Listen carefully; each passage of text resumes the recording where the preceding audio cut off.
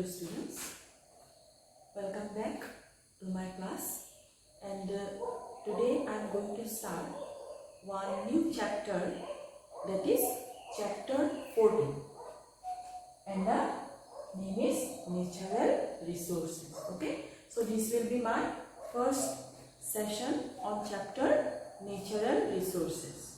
Okay, so in your textbook it is chapter 14. So today I will start with this chapter. So first let us know, what do you mean by natural resources?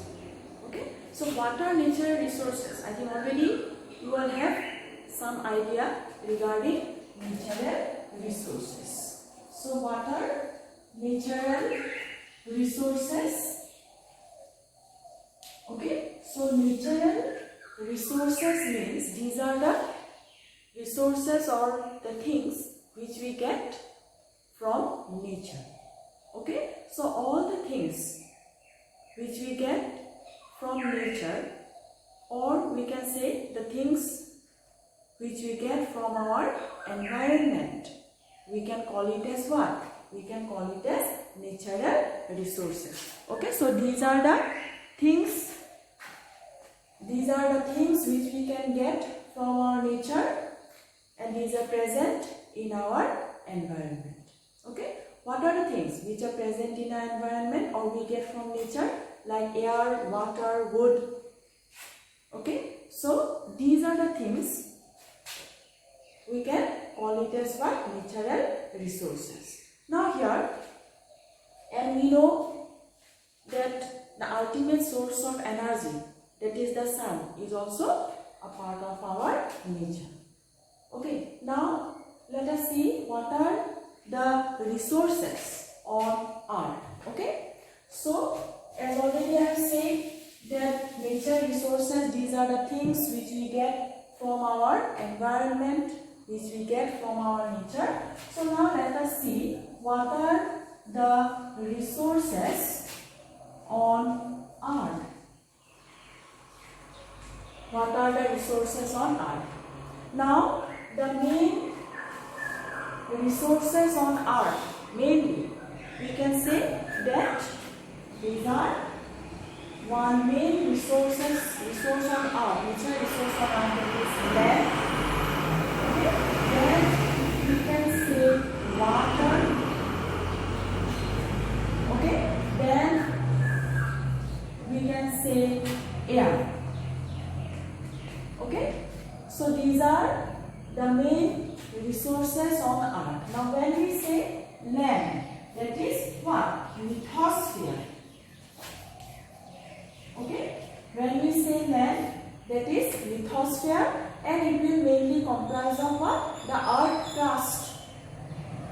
You all know, is it not? Land will mainly represent the earth crust, and we can also call this part as what? Lithosphere. So this is one resource very important on earth. And then water. So when we say water, nearly 70% of Earth's part you will find that it is water, and we can say here water means what? It will comprise hydrosphere. Okay, water, that means hydrosphere. And when we say water on earth, it will include both the surface water and the underground water. Okay, so water, it will represent the hydrosphere, and it will include both underground water. Okay, it will include both underground water and then the surface water. Underground water and surface water. Okay, then air. Air will form which part? That is atmosphere. Okay, so what is atmosphere? You all know the air around the earth, we can call it as what? Atmosphere. Okay, air around the earth, or we can say the layer of air surrounding us, is it not? That will form the atmosphere. So mainly the resources on earth, we can say these are land, lithosphere, water, hydrosphere, and then air, which will form atmosphere. Okay, and then water will include both the underground water and then surface water. Okay, so the resources on Earth, or all the resources which we get from nature, which are there in our environment, we call these as nature resources. Now these land, water and air, mainly it forms what? It forms this land, water and air, mainly it forms what? It forms the life supporting zone, is it not? So all these three will form the life, okay, supporting, it will form the life supporting zone. And the life supporting zone, we call it as what? The life supporting zone, we call it as what? Yes, that is biosphere. So the life supporting zone, we call it as biosphere. We call it as biosphere. So all these three, which will support layer, which will support life. Okay, land, water, air, without this life cannot exist. So all this mainly form the life supporting zone, and this life supporting zone we call it as what? Biosphere, where you will get life. Is it clear? Okay, so what we are seeing here, that the main resources on Earth will form land, water and air. Okay, that is lithosphere, okay, lithosphere, hydrosphere and atmosphere. And all these three, land, water, air, lithosphere, hydrosphere, atmosphere, it will form biosphere. And biosphere means this is the life supporting zone. Is it clear? Okay. Now, biosphere, when we talk about biosphere, okay, biosphere, which is the main life supporting zone, it mainly comprises of, okay, two components. Is it not? This life supporting zone, that is biosphere, it will comprise of how many components? Two components. Okay. Now these two components, okay, as some of you maybe already you know, that is, one is biotic, okay, one is biotic component, one is biotic component, and the other one is a biotic component. Okay, one is biotic component and the other one is a biotic component. So if it is asked what are the two main components of biosphere, then your answer will be what? Biotic and abiotic. Okay, so these are the two main components of atmosphere. Now, biotic component means what? Yes, biotic means life. Okay, related to life. So biotic components means what? It will include the living things, all the living things. And when we say living things, both the plants and animals, both plants and animals will be included here. So biotic component will include plants and animals. You cannot exclude plant. Okay, so biotic means it is not only animals, not only human beings, but also it will include the plant life. Okay, so biotic component of the atmosphere, it will include plants and animals. Okay, plants and animals. And what about abiotic? Abiotic will include the non-living things. Okay, so here biotic means they will form or they will include living. Okay, they will include living. And abiotic means non-living. All the non-living things will be included here. As already we have said, the main nature resources on Earth. So mainly here air, water, okay, soil, etc. etc. All these will come under abiotic components.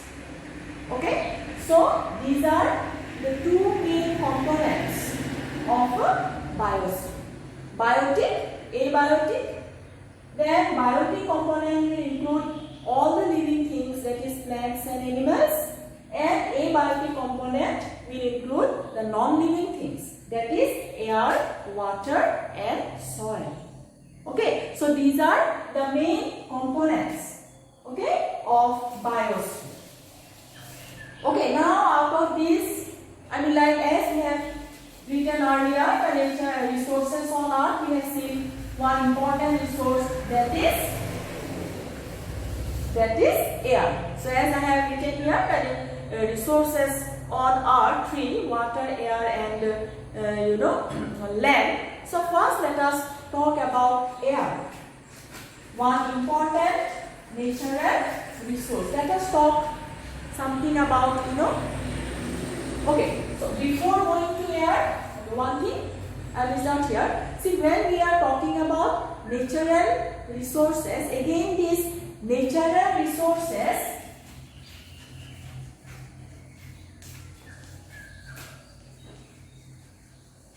okay, first let me include another point here. So these natural resources we can categorize, very important. Natural resources we can categorize into two categories. Okay, as some of you already all know, what are these two categories? Exhaustible and inexhaustible. Okay, so one we can say inexhaustible. Okay, one we can say inexhaustible and the other one is exhaustible. And the other one is exhaustible. So, natural resources we can categorize into two categories.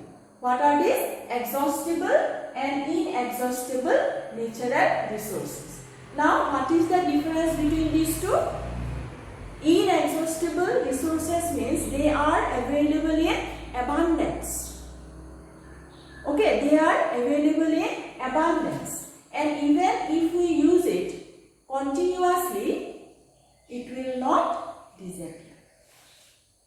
Okay, it will not get depleted or it will not get exhausted.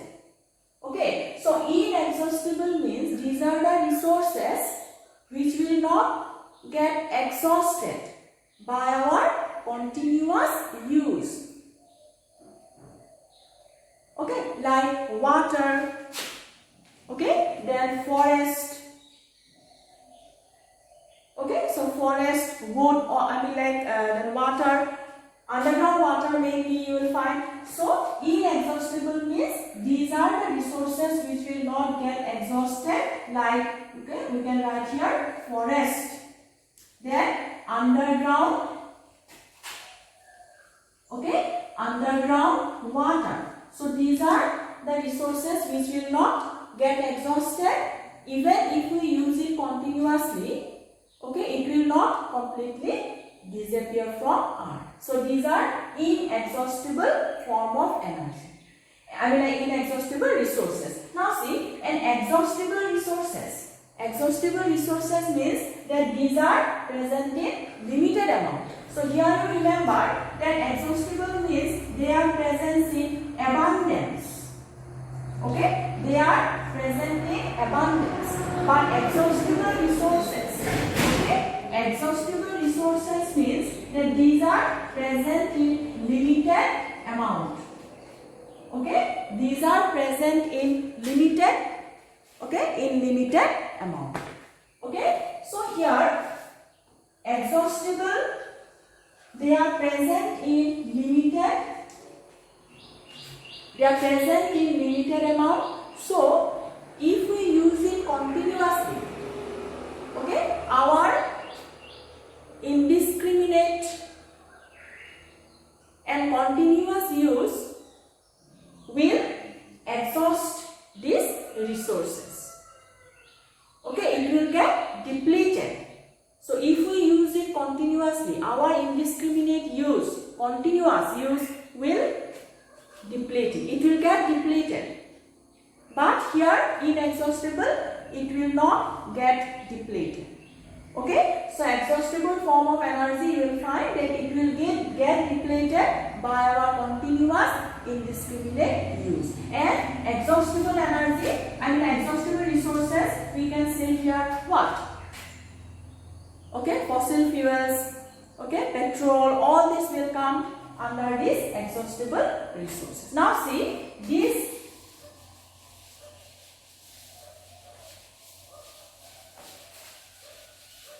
exhaustible resources, again we can categorize further. Okay, we can categorize further into two categories. One is renewable and the other one is non-renewable. One is renewable and the other one is non-renewable.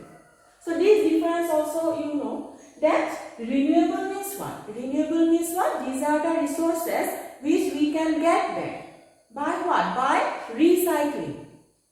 Okay? The resources which we can get back by recycling, we can call it as renewable resources. So here again example we can give forest, okay, underground, okay, underground, water, all this. Now see here, when you had example here between these two, inexhaustible, their presence in abundance, they will not get depleted easily. So here also we have given example directly you can give here in inexhaustible form, like the in a broader sense, that is directly we can say air, okay, water, then solar energy, all this. Please, I am just writing here so that you will not getting confused between these two. See, inexhaustible means their presence in abundance, it will not get depleted so quickly. Okay, so examples are air, water, solar energy, all this. In broader sense, it will come air, water, solar energy. Then exhaustible means these are the resources which are present in limited amount. They will get depleted if we are using it continuously and indiscriminately. Okay, it will get depleted, vanish.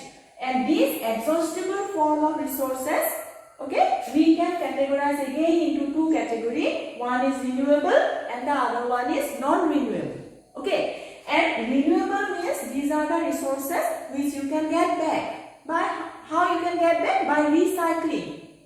You all know, by recycling it. And example here we are giving forest and then underground water. Is it not? Okay, and underground water. And non-renewable means which you cannot get back by recycling. It is not so easy. So non-renewable means which you cannot get back by recycling. And example we can write here fossil fuel. Okay, fossil fuel, then minerals. Okay, minerals. Then we can write here petrol, all this, etc. These are what? These are non-renewable resources. Is it clear now? Okay, so nature resources, inexhaustible, exhaustible, then exhaustible again we can categorize into renewable and non-renewable. Okay, now let us go to one important resource. As earlier I have said that the main resource on earth, these are what? Okay, the main resource on earth you will find that these are air, water, land. Okay, so first let us talk about air. One important resource on earth. So as you all know that life is possible on earth because of what? Because of air. And air is a mixture of different gases. Is it not? Nitrogen, then carbon dioxide, okay, oxygen, these are all present in air, and on earth life is possible only because of air. Is it not? And mainly oxygen. you will find it is important for plant and animals both, because we respire. For the process of respiration, okay, oxygen is needed. We take in oxygen and give out carbon dioxide. In the same way, plants also need oxygen. You don't think that plants need only carbon dioxide, they don't need oxygen. It is not like that. Plants also need oxygen during respiration. Continuously they respire day and night. Okay, so plants and animals both, we need what? We need oxygen. But plants also need carbon dioxide. For what? For the process of photosynthesis. Okay, so they take in carbon dioxide, okay, give out oxygen in the process of photosynthesis. They make food, they make glucose, they store it in the form of starch. Okay, so plants, they also need carbon dioxide. Okay, but we don't need carbon dioxide. For us, it is harmful. Okay, we don't need carbon dioxide, it is harmful. Like here, you will find in Mars and Venus, you will find that the amount of carbon dioxide is more. Life is not possible where the amount of carbon dioxide is more. In other planets like Venus, Mars, you will find that carbon dioxide is more, nearly 90%. But on Earth also, in the air, there is carbon dioxide, but fraction, very little, 0.03% of carbon dioxide is present, maximum nitrogen, oxygen, so it is life supporting for us. Okay, so here carbon dioxide amount on Earth atmosphere, you will find that it is very less. And also you will find that on Earth carbon dioxide, it is fixed. On Earth you will find that carbon dioxide, okay, on Earth you will find that carbon dioxide is fixed by two processes. Okay, it is fixed by two processes. Number one, during photosynthesis. So in photosynthesis, plants taking carbon dioxide, they give out oxygen. This is one way where carbon dioxide is fixed. And also you will find that carbon dioxide is fixed by, marine animals. By marine animals. So what they do? These marine animals, how they fix carbon dioxide? They fix the carbon dioxide, that means carbonates present in dissolved form in the water. So the carbonates which are present in dissolved form in water, they use it to make their shell.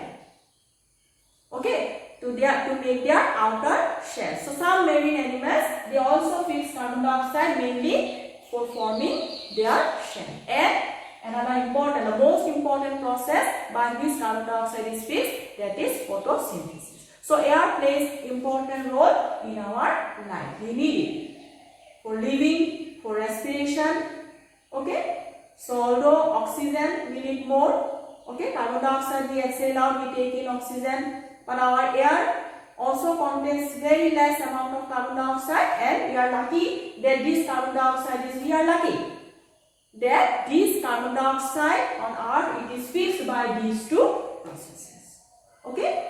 So today I have talked about the natural resources, the different types, exhaustible, non-exhaustible, okay, then renewable, non-renewable. Also we have seen, okay, which is the life supporting zone, that is the biosphere, what are the components of biosphere, and we have talked certain things about air. So in my next session, I will talk something more on air. Okay. So with this, I will conclude my today's lecture, but please students, you go through your textbook line by line. Okay, thank you.